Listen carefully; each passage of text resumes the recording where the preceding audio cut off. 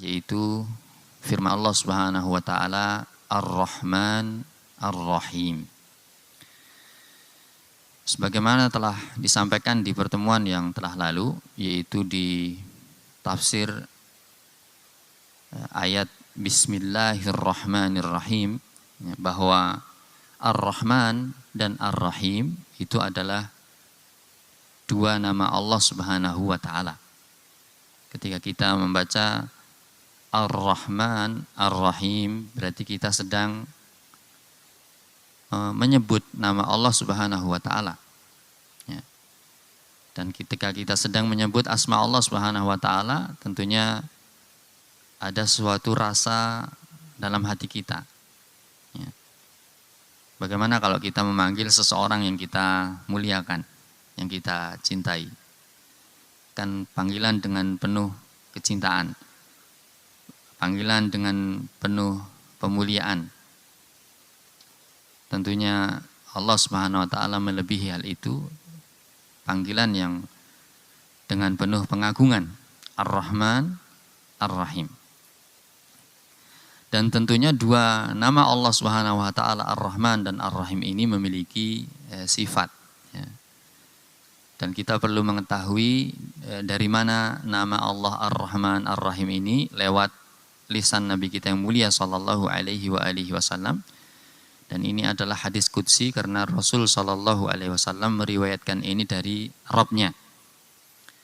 Qala Allahu azza wa jalla, Allah taala berfirman, berarti ini hadis qudsi. Anar-Rahman, aku ini adalah Ar-Rahman. Allah mengenalkan dirinya kepada para hambanya bahwa Allah, aku ini adalah Ar-Rahman. Wa ana khalaqtur rahima, dan aku sungguh telah menciptakan Ar-Rahim.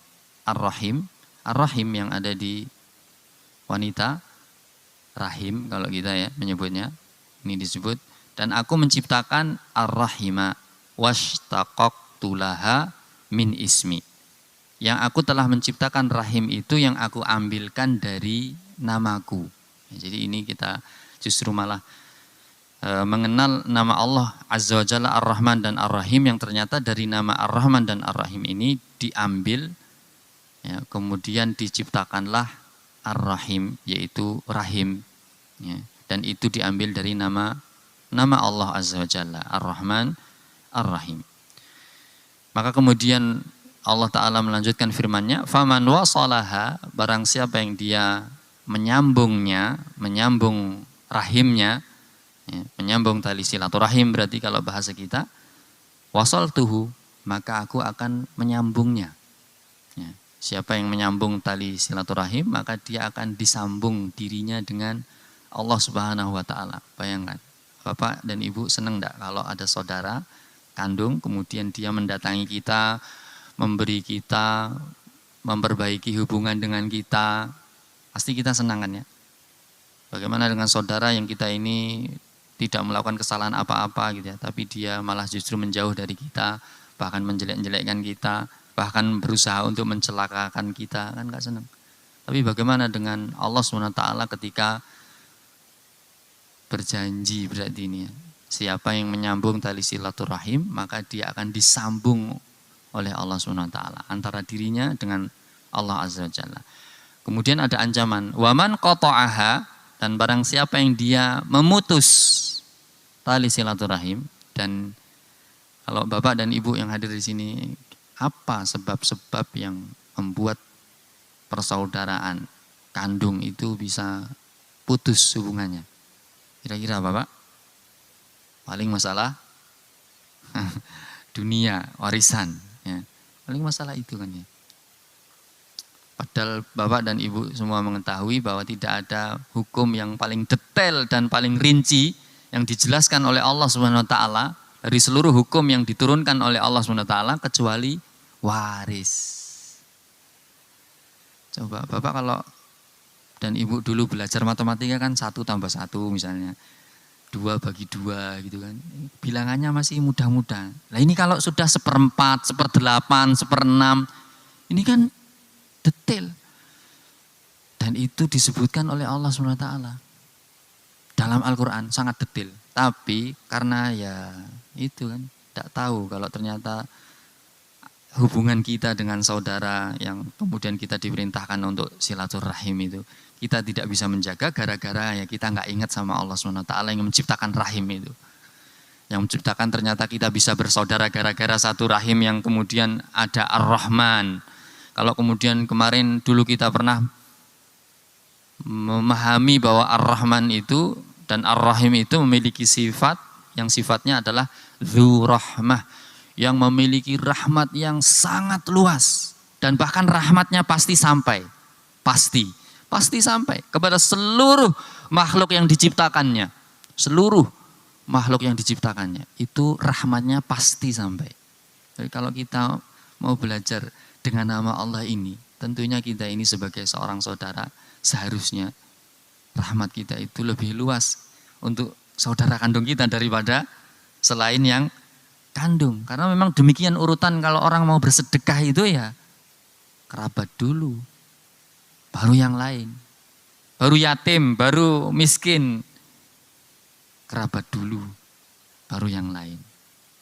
Bahkan kalau hubungannya dengan keluarga, sedekah yang terbaik itu adalah nafkah laki-laki kepada istri-istri dan anak-anaknya, daripada nafkah yang untuk berjihad fisabilillah.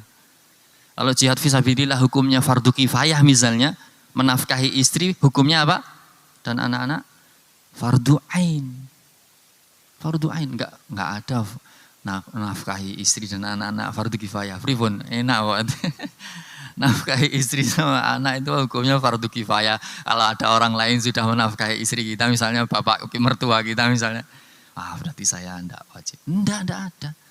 Kita yang fardu ain untuk menafkahi istri-istri dan anak kita. Itu sedekah itu yang terbaik bagi seorang laki-laki. Kalau dia sudah punya keluarga, maka itu keluarganya dulu. Ya, kalau dia hubungannya dengan tadi rahim, maka kerabatnya dulu, baru kemudian yang lain. Maka ini dengan hadis yang atau hadis qudsi ini kita jadi berpikir ulang seharusnya. Kalau kita itu mau mencoba-coba untuk memutuskan tali silaturahim. Karena apa? Karena ancamannya dari Allah Subhanahu wa taala, "Wa man qata'aha batattuhu." Maka barang siapa yang menceraikan, melepaskan, memutuskan tali silaturahim itu, maka aku akan putuskan hubunganku dengannya. Ngeri loh. Kita semua diputus hubungannya sama Allah. Lah terus kita itu mau jadi apa? Atau kebahagiaan mana yang bisa kita raih kalau kita itu diputus oleh Allah Subhanahu wa taala, ya, tidak disambung oleh Allah Subhanahu wa taala. Ya. Ini dua nama Allah ya yang kita ketahui ternyata turunannya adalah Rahim. Ya. Maka ingat-ingat ketika kita membaca Ar-Rahman Ar-Rahim itu kita ingat kerabat kita. Ya, kita diperintahkan oleh Allah untuk nyambungnya, dan kita dilarang oleh Allah untuk memutusnya. Yang dinamakan menyambung itu kalau ada yang mutus, baru kita sambung. Kalau nggak ada yang mutus, terus kita nyambung begitu. Kita sambungin. Enggak, paling cuma namanya apa? Memperkuat, ya kan? Memperkuat tali itu sehingga tidak putus. Tapi yang namanya silaturahim, asli yang nama silaturahim itu adalah kalau ada seseorang yang memutuskan hubungan dengan kita, kemudian kita mau berusaha menyambungnya. Itu namanya silaturahim. Tapi kalau kita ke saudara kita itu dalam keadaan baik-baik, ya kita berkunjung ziarah ke tempat saudara kita untuk lebih menguatkan hubungan itu. Tapi kalau ada ini kesempatan supaya kemudian kita disambung oleh Allah SWT antara Allah dengan diri kita, dan jangan sekali-kali kita berpikiran untuk kemudian memutuskannya. Berarti bisa disimpulkan secara ringkas bahwa orang yang memutuskan tali silaturahim itu enggak punya rasa rahmat, enggak punya rasa belas kasihan sama saudaranya sendiri, kok malah memutuskan hubungan. Tapi kebalikannya malah dengan yang bukan saudaranya apa? Sangat berbuat baik. Bisa seperti itu bagaimana? Ya, baik. Dari sisi yang lain, nama Ar-Rahman, Ar-Rahim itu akar katanya adalah dari Rahima. atau dalam bahasa Arab wazannya berarti fa'ila. Fa'ila yaf'alu fa'lan. Jadi Ar-Rahman itu dari rahima, yarhamu, rahman. Nanti juga dalam akar kata yang sama, rahima itu fa'il atau rahim. Dua nama Allah yang menunjukkan arti lebih. Pokoknya superlatif kalau dalam bahasa Indonesia. Lebih. Ya. Lebih apa? Ya, lebih banyak rahmatnya, lebih luas rahmatnya. Ya. Dan meskipun sama, ya, dari kata akar kata yang sama, tapi memiliki makna yang berbeda. Masya Allah, akar katanya sama, Rahman dan Rahim itu dari rahimah, tapi memiliki makna yang berbeda. Sebagaimana di dalam tafsir Ibnu Katsir disebutkan menukil perkataan Nabi Isa alaihi salam. Ya. Ar-Rahman, berkata Nabi Isa alaihi salam, Ar-Rahman, menjelaskan Ar-Rahman. Ar-Rahman rahmanud dunya wal akhirah. Ar-Rahman itu adalah Ar-Rahman dunia dan akhirat. Berarti rahmat Allah dunia, kasih sayang Allah dunia, dan bahkan juga kasih sayang Allah di akhirat. War-Rahim, rahimul akhirah. Rahimul akhirah. Dan rahim itu adalah rahmat Allah di akhirat. Ya. Jadi ini ada yang lebih luas dan ada yang lebih sempit dan bahkan sebaliknya. Ya. Karena Ar-Rahman, dulu pernah kita sampaikan penafsiran, kalau jamaah masih ingat semua, bahwa Ar-Rahman itu menunjukkan rahmat Allah yang sangat luas, meliputi seluruh makhluknya, baik yang beriman maupun yang tidak beriman. Baik kepada manusia maupun kepada selain manusia. Semuanya mendapatkan rahmat Allah. Enggak ada yang tidak dapat. Itu Ar-Rahman. Dan rahmat Allah saking luasnya itu baik di dunia maupun di akhirat. Di dunia bagi semuanya tadi makhluknya, di akhirat ternyata bagi orang yang beriman. Dan kemudian lebih khusus lagi Ar-Rahim. Ar-Rahim itu adalah rahimul akhirah. Ya. Sayang. Ya, sayangnya Allah itu di hari akhirat itu khusus untuk orang-orang yang beriman. Ya. Kalau dulu pernah kita mudahkan pemahamannya, kalau di dalam terjemahan, dan ini sudah memudahkan kita, Ar-Rahman itu maha pengasih, Ar-Rahim maha penyayang. Berarti di dunia itu semuanya dikasih sama Allah. Ya, maha pengasih, dikasih semua, nggak ada yang nggak dikasih. Tapi kalau Ar-Rahim yang maha penyayang, maka yang disayang siapa? Yang mau menjawab perintahnya, yang mau beriman kepadanya. Yang tidak mau beriman nggak disayang, tapi dikasih. Makanya kita ini di pagi-pagi seperti ini kan apa? Diperintahkan oleh Allah, diperintahkan oleh Nabi kita, dan bahkan sudah dicontohkan untuk kalau berdoa itu doanya apa? Allahumma inna nas'aluka ilman nafi'a wa rizqan thayyiba wa amalan mutaqabbala. Yang pertama yang kita minta ilmu. Karena dengan ilmu ini seseorang ma'rifat kepada Allah SWT, ketika dia tahu Allah Subhanahu wa taala, maka dia akan bisa bahagia. Dan kebahagiaan itu kalau mengenal Allah. Bukan bahagia itu karena dapat banyak harta. Karena harta itu disebutkan setelah ilmu. Allahumma inna nas'aluka ilman nafi'a wa rizqan thayyiba. Dan rizki pun yang diminta bukan rizki saja. Yang halal, rizkinya bukan yang halal yang diminta. Tapi yang apa? Yang thayyib. Karena yang halal bisa jadi enggak thayyib.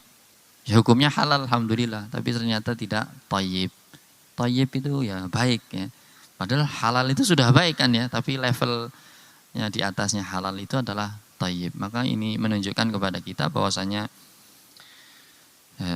kebahagiaan kita itu kalau kemudian kita ini memiliki ilmu, dan kalau seseorang memiliki ilmu tentunya dia pasti harusnya memiliki sifat ini, kasih dan sayang. Tapi coba kalau orang punya harta tapi nggak punya ilmu, kira-kira apa yang dilakukan? Dia nggak punya rasa rahmat. Karena bahkan tadi ya keluarga aja diputus gara-gara saya punya harta, banyak mendekat kepada saya, pergilah saya daripada nanti banyak orang datang untuk minta kan gitu. Nah ini memang beda. Kalau Allah ya, dengan rahimnya nanti kita akan mengetahui kalau Allah kalau nggak dimintai maka Allah murka. Rahimnya Allah itu ya, itu adalah seneng kalau semua hamba ini minta. Dan terus, mintanya terus, jangan pernah berhenti, terus minta. Dan semua kalau minta kepada Allah, ya dari yang manusia maupun jin, dari yang awal maupun yang akhir, dikumpulkan di satu tempat, semuanya minta kepada Allah dan semua Allah kasih ya berarti Ar-Rahman, itu apa yang ada di sisi Allah itu tidak sedikit pun berkurang. Sebagaimana berkurangnya apa? Lautan luas, kita celupkan satu jarum kecil, itu perumpamaan yang diperumpamakan oleh Rasul tentang karunia dan keutamaan Allah. Itu kalau dicelupkan jarum itu kita angkat, ya, maka air samudra itu terkurangi dengan air yang nempel di jarum itu. Begitulah kalau semua makhluk baik manusia, jin minta sama Allah semua dikasih, maka apa yang ada di sisi Allah itu tidak berkurang. Dan berkurangnya pun semisal seperti jarum yang dicelupkan di samudra dan airnya terangkat. Dan itu pun nggak bisa nempel banyak kan. Setetes pun nggak nempel. Nggak berkurang apa yang di sisi Allah. Nah maka Allah suka ngasih, makanya suka ngasih. Kok ada suka ngasih kok nggak ada yang minta itu. Gimana? Ini semua kok nggak pada minta. Gitu. Tapi kalau manusia punya, kok pada minta-minta sih? Gini. Kasih sekali, dua masih seneng. Ngasih ketiga sambil tadi kan mengolok-ngolok. Padahal kalau dalam istilah tradisi kita, seorang muslim, dan ini adalah petunjuk Nabi kita yang mulia SAW, dan bahkan itu di dalam Al-Quran, ngasih kok sambil mencela itu batal pahalanya. Nggak ada pahalanya. Ya, hilang pahalanya. Baik, Ar-Rahman dan Ar-Rahim, ya, kalau kita sudah membaca Bismillahirrahmanirrahim, kemudian kita lanjutkan Alhamdulillahirrabbilalamin, kok kemudian kita baca lagi Ar-Rahman dan Ar-Rahim. Ini adalah maksudnya penegasan akan sifat Allah Subhanahu wa Ta'ala, rahmat Allah Subhanahu wa Ta'ala yang sangat luas, ya, kasih sayang Allah Subhanahu wa Ta'ala kepada seluruh makhluknya. Dan pengulangan ini, ya, menunjukkan sesuatu yang kenapa kok diulang gitu. Ini mesti ada faedahnya gitu. Kalau menurut mazhab yang mengatakan bahwa basmalah itu bukan termasuk dari surat Al-Fatihah, maka ini tidak pengulangan. Kalau kita membaca ayat yang pertama surat Al-Fatihah adalah Alhamdulillahirabbil alamin. Setelahnya apa? Ar-Rahmanir-Rahim. Ya, ini menunjukkan bahwasanya Allah ingin mengenalkan kepada kita Ar-Rahman dan Ar-Rahim. Tapi kalau sudah yang berpendapat bahwa Bismillahirrahmanirrahim ayat yang pertama sudah kita baca Ar-Rahman Ar-Rahim, kok Alhamdulillahirabbil alamin, kok lagi Ar-Rahman Ar-Rahim, ini untuk menunjukkan bahwasanya apa? Menunjukkan bahwasanya Allah itu disebut Rabbul Alamin. Rabbul Alamin itu berarti yang menciptakan kemudian menguasai, memiliki dan menguasai. Kalau seseorang memiliki dan menguasai, apa yang dilakukan? Terserah dia. Terserah. Jadi sebenarnya Alhamdulillahirabbil alamin, meskipun pujian kepada Allah, tapi ini ada sesuatu rasa yang menakutkan bagi seorang hamba. Aku ini miliknya Allah. Kalau aku nggak benar, mesti dihukum sama Allah. Tapi kemudian Allah itu menjadikan sebelum Alhamdulillahirabbil alamin dan sesudah Alhamdulillahirabbil alamin itu mengenalkan kepada hambanya Ar-Rahman Ar-Rahim. Artinya berarti rahmat Allah itu yang diingat-ingat. Artinya kita kadang ketakutan sekali, tapi kemudian kita itu seneng 2 kali. Kan gimana? Kita jadi pengharapannya kepada Allah SWT itu terus. Yang kita ingat pengharapan Allah kepada yang rahmatnya yang luas, yang kasih sayangnya luar biasa kepada kita. Memang Allah memiliki hukuman dan azab yang pedih. Alhamdulillahirabbil alamin. Maka kalau seseorang itu menciptakan, memiliki, menguasai, bahkan mengatur kan ya. Udah miliki, menguasai, masa nggak bisa ngatur? Nggak mungkin. Itu mungkin manusia menciptakan sesuatu, ya, menguasainya, habis itu diatur oleh orang lain. Dia tidak bisa. Tapi kalau Allah itu menciptakan, ya, kemudian memiliki dan menguasai, kemudian mengaturnya, bahkan apa? Ngasih rizki. Itu Rabbul Alamin. Sehingga kemudian ketika Ar-Rahman Ar-Rahim ini diulang, ya, ini menunjukkan bahwasanya rahmat Allah itu sering kali diberikan kepada kita semua daripada hukumannya. Ya. Dan kasih sayang Allah itu meliputi seluruh makhluknya, apalagi bagi hambanya yang beriman. Nah, Ar-Rahman dan Ar-Rahim, ya, ketika disebutkan di antara Rabbul Alamin, ini menunjukkan bahwa Allah itu adil. Dalam memutuskan perkara, Allah itu adil. Tidak ada seorang hamba pun yang kemudian dizalimi dan dianiaya. Kalau kemudian semua manusia ini melakukan amalan di dunia ini, kalau kebaikan maka dengan rahmat Allah dilipat gandakan kebaikan itu. Nanti dia kaget, pernah melakukan satu kebaikan, balasannya 10. Nah, Bapak pernah satu kebaikan terus dibalasnya 10. Gimana? Kan pekewoh toh kayaan kita, cuma ngasih sekalian tuh malam balasnya. Besok misalnya kita ngeteri bandeng cuman sekali, besok dikirimi ayam, besoknya bebek, besoknya bandeng, besoknya apalagi 10 kali. Terus kita gimana? Duh piye bales gimana gitu. Setiap dikasih sekali, besoknya kita mungkin nggak makanan lah apa gitu ya. Kita kasih kolak. Besok dia balasnya 10 kali. Minuman yang kita sukai semuanya, terus waduh ini enak banget ini gitu kan. Ngasih sekali. Tapi kan ya. Dan Allah lebih dari itu. Tidak bisa kita misalkan dengan manusia. Bahkan mungkin nggak ada ya manusia yang gitu. Ada nggak Pak? Bapak dan Ibu ngasih sekali terus balasannya 10 kali terus gitu. Nggak ada ya? Nggak ada. Ini permisalan saja nggak ada. Kalau dimisalkan. Maka Allah Ar-Rahman dan Ar-Rahim itu membalas sesuatu dengan sesuatu yang adil. Ya, dan Masya Allah bahkan kasih sayangnya sangat luasnya sehingga siapapun yang melakukan satu kebaikan, dia pasti akan mendapatkan banyak kebaikan yang akan diberikan. Berarti itu rahmat Allah SWT yang diberikan oleh Allah kepada dirinya. Tapi kalau seseorang melakukan kesalahan, kemaksiatan, dosa, maka Allah itu tidak membalasnya kecuali setimpal. Maha adilnya Allah SWT dan benar kan berarti Allah itu Ar-Rahman Ar-Rahim ya. Maha kasih, sayang. Jadi termasuk di antara sayangnya Allah Subhanahu wa taala kepada para pendosa di neraka itu adalah mereka tidak dibalas melainkan setimpal dengan apa yang dilakukan di dunia. Tapi Bapak kalau dan Ibu coba kalau memiliki kekuasaan, memiliki jabatan, memiliki harta yang sangat banyak, dipandang oleh manusia, kemudian ada yang nyalai Bapak dan Ibu dan kesalahannya fatal. Kira-kira Bapak dan Ibu apa yang lakukan untuk menghukum orang ini? Biasanya sih kita kelewatan, ya kan?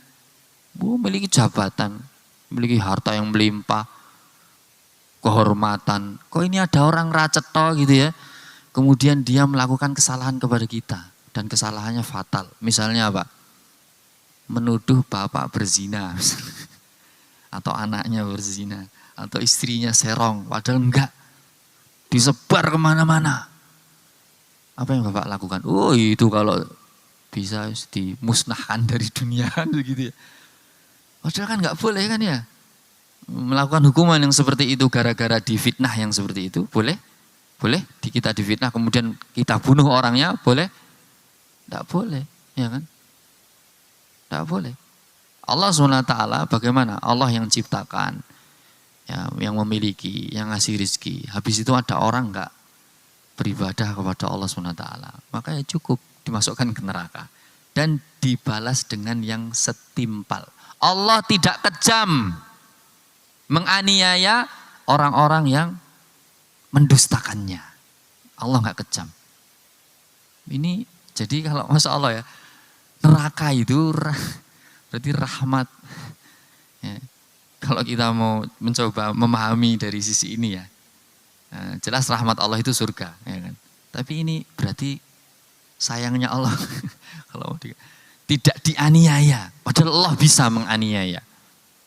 Tapi Allah itu maha adil, tidak disifati dengan kezaliman. Allah tidak membalas sesuatu melebihi dari apa yang dilakukan oleh manusia itu. Ya. Dalam sebuah hadis, ini menjadi pengharapan bagi kita semua karena rahimnya Allah itu khusus bagi orang-orang yang beriman. Dalam sebuah hadis disebutkan, dan ini juga hadis qudsi, Allah berfirman tentang rahmat ya. Surga, tadi saya sampaikan bahwa surga itu rahmatnya Allah, bukan neraka. Tapi kita bisa mengambil kesimpulan tadi karena Allah itu adil, Allah tidak menzalimi, maka itu sebenarnya adalah Allah tuh sayang juga kan sama orang yang dosa, tidak diberi hukuman kecuali setimpal dengan dosanya. Cuman sekali dihukum sekali, gitu. Kalau dia berniat untuk terus bermaksiat, ya terus dihukum sama Allah, gitu. Kan gitu.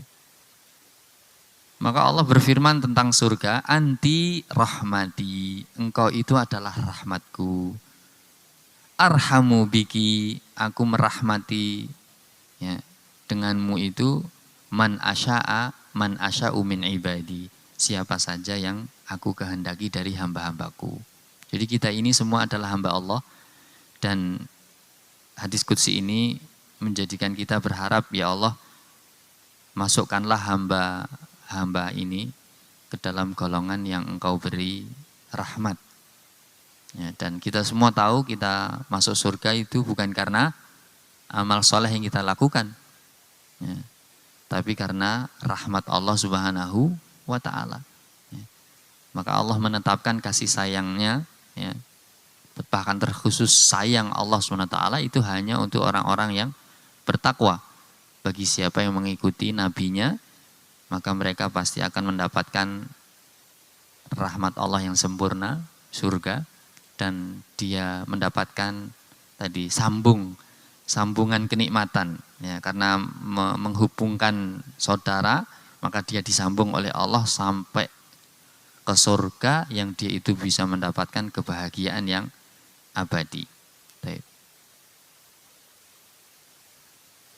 Nah, orang yang tidak bisa masuk ke surga, ya, itu adalah orang yang terhalang dari sayangnya Allah, ya kan? Sebabnya apa? Sebabnya orang itu sendiri yang berpaling dan menolak, tidak percaya kepada berita ilahi, berpaling kepada perintah Allah SWT. Maka kalau ada orang tidak bisa melakukan kebaikan dan kemudian dimasukkan ke dalam neraka, dia jangan mencela Allah, tapi celalah dirinya yang dia itu tidak bisa melakukan kebaikan. Ini yang tadi saya sampaikan, Ibnul Mubarak itu mengatakan Ar-Rahman itu jika dia diminta maka dia memberi. Ar-Rahman ya, berarti yang sangat luas tadi. Jika diminta maka memberi. Tapi kalau Ar-Rahim, kata Ibnul Mubarak, Ar-Rahim itu kalau tidak diminta maka dia murka. Sebagaimana man lam yas'alillah yaqdab alaih, siapa yang tidak minta kepada Allah maka dia dimurkai oleh Allah SWT. Dan terakhir, dari seluruh rahmat Allah itu bekasnya kan ada di kita ya hari ini ya. Kita bisa napas, kita sehat, kita bisa datang ke masjid, kita bisa mendengarkan ilmu, sehingga kemudian kita bisa berubah pola pikirnya, bisa berubah sikapnya. Itu semua adalah bekas dari rahmat Allah SWT. Apa sih kalau kita mau sebut rahmat-rahmat yang lain dari bentuk materi seperti makanan, minuman, harta, fasilitas, seluruh yang diberikan itu, rahmat Allah itu sebenarnya untuk apa? Cuman untuk satu, Pak. Ini ayatnya sebenarnya panjang tapi saya simpulkan menjadi satu. yaitu di surat An-Nahl. Ini sebenarnya ada pendahuluannya, tapi langsung saja kita ke inti. Kenapa Allah SWT memiliki rahmat yang sangat luas kepada seluruh hambanya. Allah Ta'ala berfirman dalam surat An-Nahl ayat 81. Kadzalika yutimmu ni'matahu 'alaikum. Demikianlah Allah menyempurnakan nikmatnya kepada kalian. Kadzalika yutimmu ni'matahu 'alaikum la'allakum tuslimun. Ini berarti hikmah. Hikmah kenapa Allah itu menyempurnakan nikmatnya kepada kita semua. Berarti kenapa Allah memberikan rahmat, kasih sayang kepada kita semua. Hikmahnya satu ini. Kalau ini kita tidak dapat, berarti kita percuma hidup di dunia ini, banyak dengan kebaikan, kesenangan gitu ya. Mungkin tadi bisa bahagia, tapi kalau nggak sampai level ini bahaya. Nggak sampai mendapatkan hikmah, kenapa ada nikmat, itu bahaya. Nikmatnya apa? Hikmahnya apa? La'allakum tuslimun. Supaya kalian semua menyerah kepada Allah. Berserah diri kepada Allah. Ini luar biasa loh. Ini kita ini kalau memahami ini, kita akan mendapatkan hikmah hidup di dunia. Tapi kalau nggak dapat ya, orang punya ilmu nggak punya hikmah gimana? Ya percuma, nggak manfaat ilmunya. Dan hikmah kita ini disempurnakan nikmatnya oleh Allah supaya kita berserah diri. Persis seperti ayat puasa. Allah itu kalau mewajibkan sesuatu, memerintahkan sesuatu, ya sudah disebutkan perintahnya. Tanpa dijelaskan hikmahnya. Tapi kalau puasa dijelaskan hikmahnya. Allah Ta'ala berfirman, Ya ayyuhalladzina amanu kutiba alaikumus siyamu kama kutiba alal ladzina min qablikum. Hikmahnya apa? La'allakum tattaqun. Masya Allah loh, ini ayat ini. Kata para ulama ini nggak biasa ini. Biasanya perintah, ya perintah aja. Tapi ini perintah ternyata la'allakum tattaqun. Seperti tadi, la'allakum tuslimun. Kalau kita puasa, mau dapat hikmahnya puasa, itu cek ketakwaan kita. Kalau dapat takwa berarti kita dapat hikmahnya puasa. Tapi kalau kita puasa nggak dapat hikmahnya, Bapak mau puasa nggak dapat hikmah? Seperti sabda Rasul, berapa banyak orang puasa cuma dapat lapar dahaga, terus kita puasa cuma dapat sengsara, nggak dapat pahala. Mau? Nggak mau. Kita semua nggak mau. Maka puasa itu hikmahnya takwa. Kalau puasa nggak bisa membuat kita takut kepada Allah, berarti puasanya kayak sia-sia. Puasanya ya sah secara fikih, ya, tapi nggak ada pahalanya, batal pahalanya. Berarti seperti kita hidup di dunia ini, ya hidup itu sah. Ente mau hidup seperti apa sah. Tapi kalau nggak dapat hikmahnya, percuma. Nggak bisa berserah diri kepada Allah Subhanahu Wa Taala. Wallahu taala alam, ini yang bisa disampaikan pada kesempatan kali ini. Mohon maaf atas kekurangan. Aku qauli hadza wa astaghfirullah li wa lakum wa akhiru da'wana anil hamdulillahirabbil alamin. Subhanakallahumma wa bihamdika asyhadu an la ilaha illa anta astaghfiruka wa atubu ilaik. Assalamualaikum warahmatullahi wabarakatuh.